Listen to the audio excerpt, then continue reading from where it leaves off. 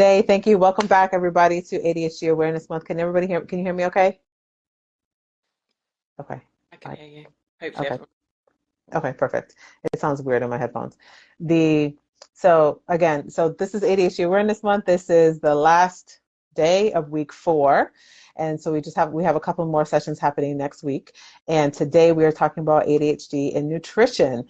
And we have Dr. Helen here, and I'm gonna have her introduce herself. But she's amazing, so get ready. Thank you. Yeah, thanks so much for asking me. And when you said you'd been sort of looking everywhere for somebody to talk about the topic of ADHD, nutrition, and how it impacts on our health, it does feel like it is quite a niche thing. Yeah, I'm really happy to be here. So I'm a medical doctor by background, former GP, which I believe in the States is family physician, retrained as a nutritionist, and I'm a coach. So I work with ADHD women in my online practice to help them make healthy eating their new normal. And really, for them, it's about embracing the power of nutrition and lifestyle in helping them improve their quality of life and symptom management as Hmm. well. And I think there's always the question of, well, is ADHD caused by a nutritional deficit? Not necessarily, and I can share some of the evidence around that. Can good nutrition have a massive impact on how we navigate the world, on our day-to-day functioning, and how we feel? Absolutely, definitely, without a doubt. Hmm. Yeah, it's true. And some people have come to me and say, why are we, your company is around ADHD and work. Why are we even talking about nutrition? And this is exactly the reason why. It's because what you eat, what you drink is going to dramatically impact your ability to function throughout the day. And so we need to have a real conversation about what you're consuming. What are you what are you consuming? What are you drinking? And how is that impacting you? Do you know what's going to be working for your body and what isn't? And so that's why we're having this Yeah, conversation. yeah, definitely. And thanks so much for sort of bringing that to, our attention, because it's so easy to bypass that and minimize that. Hmm. And actually, I think the first step in change and really thinking about improving your quality of life, and maybe even thinking about how you progress in your career and move forward, is to really focus on your health. And nutrition plays a big part of that. And actually, this isn't really about only about nutrition. It's important never to just look at nutrition in isolation, but really to consider the relationship between nutrition and other aspects of lifestyle like sleep and exercise and emotional well-being. Hmm. Um, but of course, like our brains, uh, require good nutrition to function optimally. When we think Hmm. about brain health and gut health, and we now know there's a relationship, don't we, between what's going on in our gut and the gut Uh-huh. microbiota, and that communicates directly with the brain. We know that now. Lots of the neurotransmitters that are involved in brain health, including things like dopamine, which are implicated in ADHD, serotonin, those are produced in the gut. Hmm. Um, so of course there's a link. And if we think about also stress, when we're under a lot of stress, often that can show up in gut symptoms, can't it? If we think about things like IBS. Hmm. I know for years during my medical training as a junior doctor, I would suffer from headaches and stomach ache. And that's because this is before I realized I was ADHD. Hmm. I would physically hold my gut in a clenched position because of the stress and anxiety I was under on a day-to-day basis. And then you wonder why you've got stomach ache and gut issues. Not only that, but really high pressure job, working in central London as a junior doctor. I Hmm. wasn't eating regularly. I wasn't drinking enough water. So I had this constant brain fog and challenges with concentration. And it wasn't until I realized, Hmm. first of all, there's a problem there, and began to address it, that I could really begin to think about, functioning at my best. So absolutely crucial. Yeah, the question to ask yourself, do you want to function at your best? Do you know what your best is? And probably at this point, I mean, most people don't know what their best is because are they really optimizing their health in a way that they could? But there's so many complexities around nutrition. Like there's a link between nutrition, ADHD and eating disorders, right? And so then how does that show up in the workplace? And I know especially here in the States, everybody, when you're in person, everybody's bringing all the food that they don't want to have at the house, they're bringing to work, Yeah. and all the food that you that is going to have a drastic and negative impact on your ADHD symptoms. They're now bringing it to work, and so now you're eating those, and now your whole day is is messed up, right? Yeah.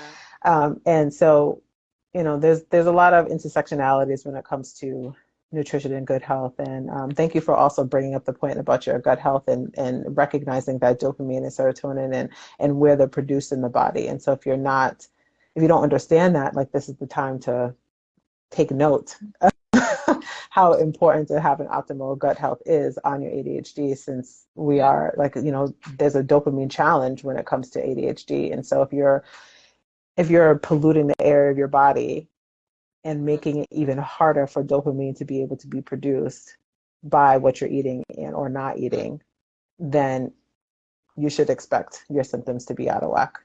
Yeah. And you mentioned eating disorders there. I'm really glad you brought that up, because unfortunately we do see a disproportionately higher level of eating disorders and disordered eating amongst ADHD and autistic people and women. And when you look at the evidence around that, it's really interesting to think about why that might be and which comes first as well. And actually there are some connections between the symptom of impulsivity and disordered eating. So we've got the challenge of the dopamine and maybe turning to food to give us that dopamine hit. Mm-hmm. We've got the challenge of the executive function. I don't like the term executive dysfunction. I'll describe it as a challenge around executive function, Yeah. which might make it difficult to think about the food shop, planning meals ahead of time, and actually executing a recipe. Cooking from scratch from a recipe, that requires a really high level of executive function. Mm-hmm. And then you've got the challenge of time blindness and being so consumed in what you're doing, maybe forgetting to eat as well. And then overwhelm's the biggie, and that's what I hear all the time with the clients I work with. Just feeling really overwhelmed. The fridge might be full of food and you open the fridge door and it feels so overwhelming. That feeling of what am I going to eat? There's so many choices, and the mental load associated. Unfortunately, we know that women carry a lot of the burden around decisions in the home and food, Mm-hmm. mental load of that in itself. So that combined with, it seems to be this predisposition or an association between ADHD and disordered eating. A lot of ADHD women like you and I can find ourselves in a situation where we're not meeting our nutritional needs. Mm-hmm. And not meeting our nutritional needs, which can impact on our physiology and our health and the way that we experience our symptoms, we can find that we have an unhealthy relationship with food. Mm-hmm. So we're battling with the cravings. The cravings are driving our eating behaviours, and that guilt, that negative self-talk, the emotional eating and binge eating and comfort eating. So it's multifactorial, isn't it? And you can see why it can feel so complicated to even think about, where do I start? Yeah. And not to mention also some of the working memory challenges that can come with eating or just with ADHD also. And so you're trying to plan a meal and you don't even know what it is that you have in your refrigerator, or and then just that you need to eat in general. And then the interoceptive awareness challenges that can happen with ADHD too. And so like you're not even feeling that you're hungry in a way that neurotypical may feel that they're hungry, right? And so like that signal is not even being connected. The same reason why like people like really wait to the last possible second to go to the bathroom, right? Yeah. And so that interoceptive awareness is off. And so because of that, like we it requires a lot of concentration and a lot of diligence and forward thinking and planning in order to just eat, eat, eat and drink water. I don't know how many clients that I've had to talk about like what is a goal that you want to accomplish, and it's like I just want to be able to drink more than one cup of water a day. Yeah. And habit building around that, like how do you build effective habits to make sure that if your interoceptive awareness is off and you're not building in the habits that you need in order to drink water throughout the day, and now you're at the end of the day, you're dehydrated, you have a headache, you can't concentrate. And so, we have a lot of conversations about habit building too, and effective habit building. Yeah. It is really complex. And I know we only have you for a short time today. Yeah. It is complicated, but it is possible to simplify it. And this is the work that I do with clients in the ADHD nutrition prescription. It's definitely possible to simplify it and break it down into components. What do I need to focus on? What are the steps I need to follow? And just to give your followers a loose framework for that, I think a really great place to start when thinking about making these changes is thinking about nutrition, thinking about relationship with food. What are the foods I'm eating? Am I actually sure what a healthy diet is? Mm-hmm. Have I got facts there? Thinking about the specific nutritional considerations for ADHD, which we can touch on, but not forgetting to also think about lifestyle habits. So your sleep and your exercise and your daily habits, because those two are going to be influencing and impacting on your nutrition. So sleep's a really great way of illustrating this. We know that, you know, when we're sleep deprived, this can impact on the hormones that regulate our appetite. In fact, studies show that people who are consistently getting less than 6 hours sleep over a 2-week period in this particular study, they develop pre-diabetes in just 2 weeks of sleep deprivation. So we know sleep plays a key role. It would be silly to ignore that when thinking about nutrition. The same with exercise. Exercise can be a great way to regulate our appetite, a good way to maintain a healthy weight once we've reached our target weight. Mm-hmm. And then lastly, thinking about emotional well-being, and often there's an over-reliance, isn't there, on food to cope with our emotional dysregulation, to cope with the feelings of RSD, and that's completely normal and very common. But sometimes it can be really helpful to become unstuck, to think about what are some alternative strategies that don't rely on food. Mm-hmm. So those are the 3 pillars that I tend to work on, and this is my expert method called the empowered living method. So that is a very loose framework when you're thinking about changes that you want to make. But I think it's really important to really establish what is a healthy diet anyway. What is a healthy diet? And thinking about the components of that. Would it be useful to go into that? Yeah, I would be really interested to talk about what key nutrients we need to ensure that we're consuming as ADHDers. Yeah. So the key nutrients which are implicated in ADHD are fatty acids, thinking of omega-3 as well, vitamin D, magnesium, zinc, and iron. So this is not an exclusive list. And I think the thing here is, when you look at the literature, and I've absolutely done a literature review and had a look at the studies that are out there, most of the studies on specific micronutrients, so vitamins and minerals, like I've mentioned, are based on children and adolescents to start with. Very limited research on adults. There's very limited research on adult women. There's very limited research on Black ADHD adult women. So actually what we have to go on is quite limited.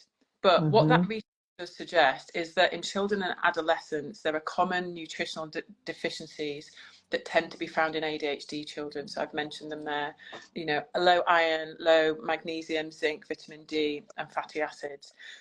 So that's the starting point, and these are things that can be tested for fairly easily by seeing your physician as well. And then it's, well, if I know there's potential for me to have a deficiency there, then does treating that and supplementing that with a specific supplement, so vitamin D, magnesium, zinc, does that improve my ADHD symptoms? And that's where there's very mixed data on that. In some of the studies it did, in some it didn't. And so for me, this is really about going back to basics and saying, have I got the basics in place for what is a healthy, balanced diet? Am I getting enough carbohydrates? We're thinking about complex carbs and whole grains. And remember, vegetables are carbohydrates, everyone. We love to demonize carbohydrates and go, oh, low carb diet. Right. But let's miss out on the grains that are really important, like quinoa and the rices. And it's really important that we don't miss out on those. Have I got a good balance of fats? Remembering, I've already mentioned fatty acids, omega-3. Those are really crucial for brain health. Am I getting enough of those fats? Again, fats are demonized, especially I think in the US. And so we're pushed to these low-fat products, but the low-fat products taste gross. They're not satiating, they're not satisfying, and often they're pumped full of sugar. So am I getting a good range of healthy fats in there? And then the protein as well. And protein is crucial. And actually it's protein and the amino acids, which are the building blocks for neurotransmitters that we spoke about before.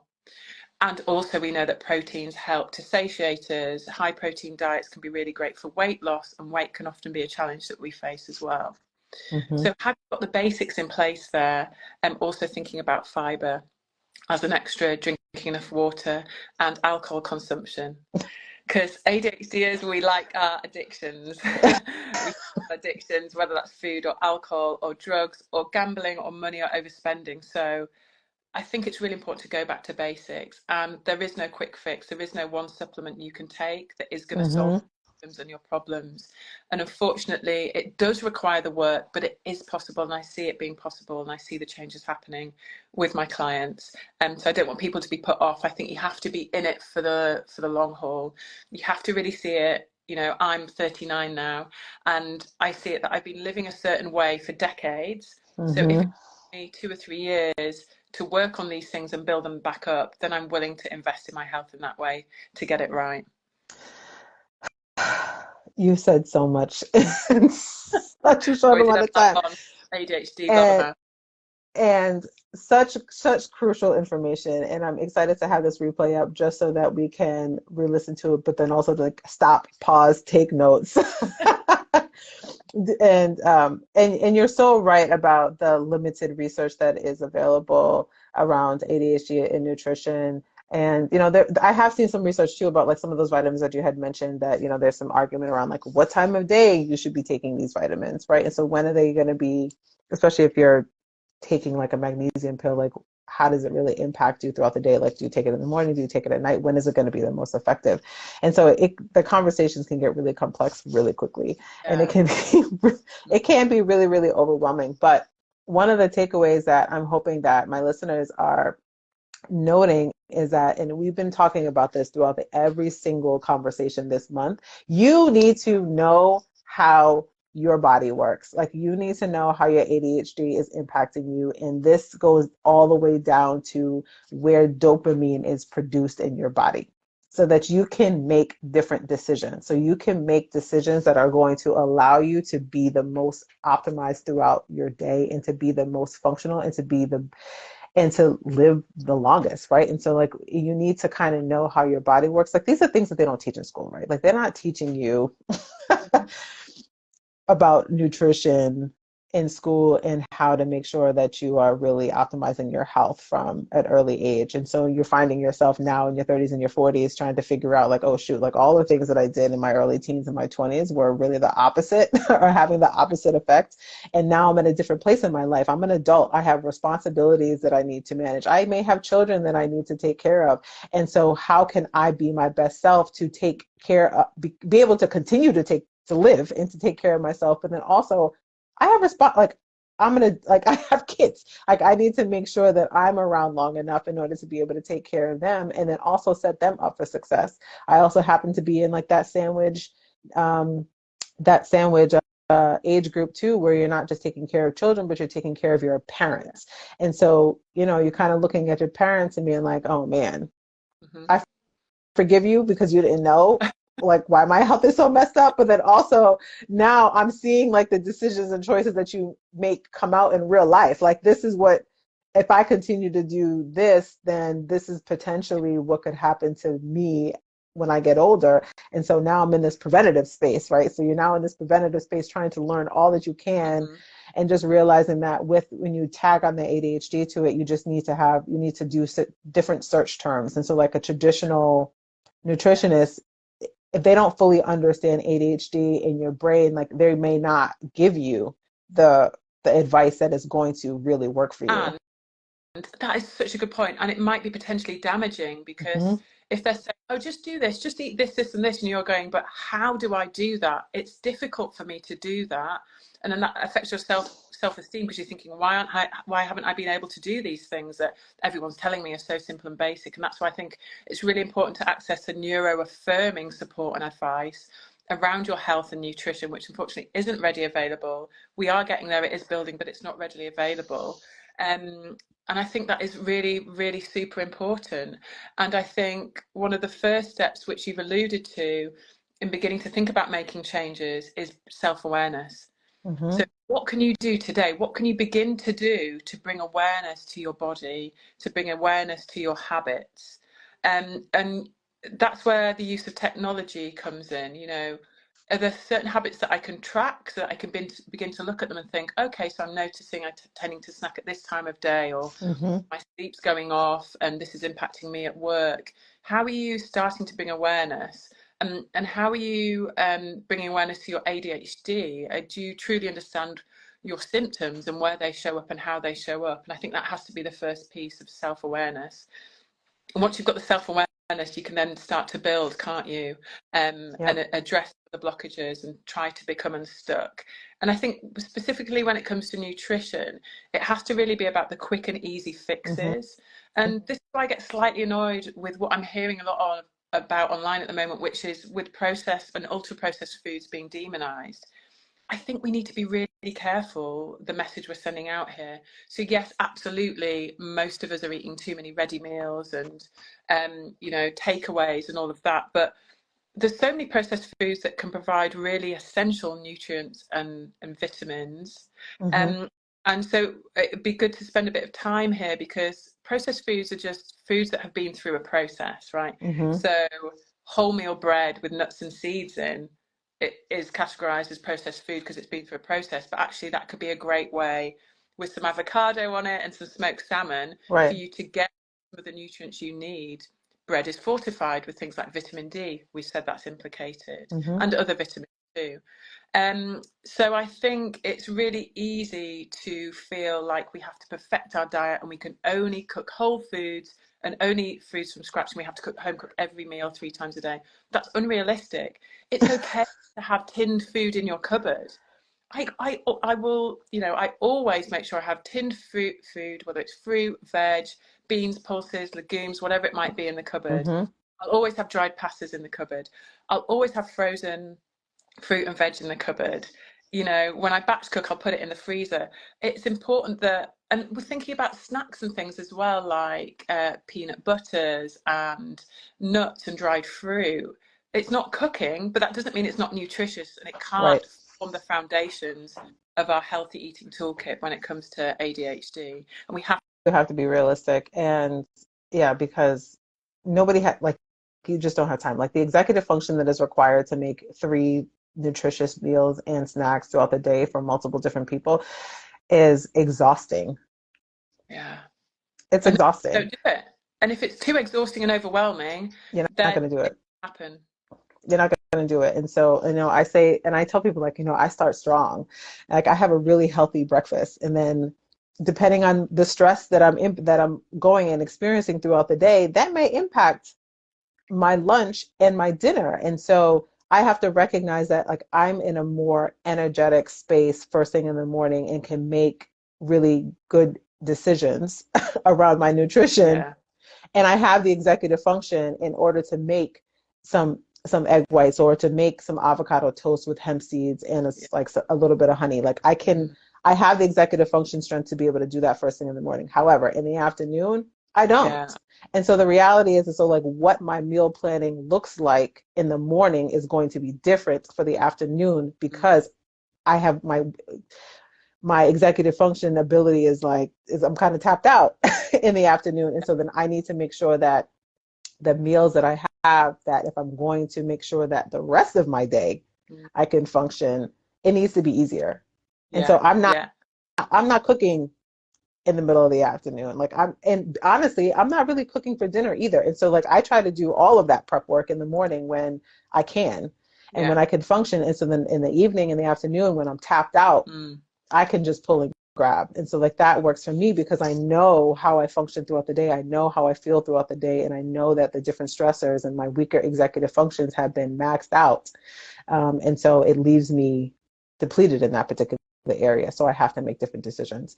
But I know our time is coming to an end, and there's so much more that we could talk about, because, one of the things that we did not talk about, which I think is important to note, but we're not really going to get into it, but I am going to note it, is just, and is just the cultural aspects of when it comes to food, and just your childhood and what your ancestors have taught you to make, and holding on to a lot of those recipes and wanting to be able to pass that down for future generations, but also thinking about like how did those recipes and how are those particular recipes impacting your ADHD. Yeah.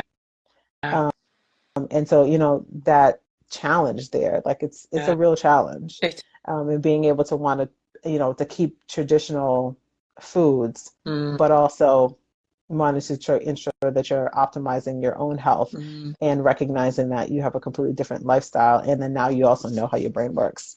yeah. Um, Yeah. so And it is possible, isn't it? Maybe we can do another live on that, because I think it is really important to honour our cultural heritage and the foods that bring agreed. joy and remind us of family. Hmm. Wholesome, thinking about what the simple switch is and what can we add in. And with clients, I always talk about what can you add in, what can you add in, rather than Hmm. focusing on what we shouldn't be having, focusing on what we can have. And remember, food, a large part of eating is about socialization and enjoyment. So Hmm. Hmm. let's not forget that when we can, and really nurture that idea of bringing family together and having meals. It may not be possible every day in modern society, especially when you're a working mum, but let's not forget the importance of sitting around the table with loved ones when we can and enjoying food for what it is. Exactly. Thank you for that. And we also didn't touch upon like just motherhood in general and trying to survive. That's like a whole other conversation. But I do want to thank you for coming on today, because this is such an important topic. And I think we were able to get a lot of value in the time that we were able to have together. And I know that there's going to be more work for us to be able to do together. So Yeah. everybody watch out, because we're going to be doing some great things. Yeah. And if you're not following Dr. Helen, you need to be, um, and check out her programs and see what's available for you. She is overseas. Well, I mean, for me, it's overseas, but I'm overseas for her. So I'm based in the UK, and I'm just starting some online virtual ADHD support groups as well for anyone that's interested. But Mhm. yeah, thanks so much for having me on. I've learned so much just from speaking to you, and I really look forward to our next conversation. Thank you so much. And then, so for everybody else that's still watching, we have a couple more things happening next week. We're going to be talking about ADHD and finances and money. So we have a financial planner coming in. We're going to be doing some emotional and nervous regulation, system regulation work next week. And then we also have somebody coming in to talk about ADHD and resume writing. And so there's still a lot of hot topics coming up across, I mean, over the rest of the month. And then some more people wanted to come on. So, there's only 31 days in October.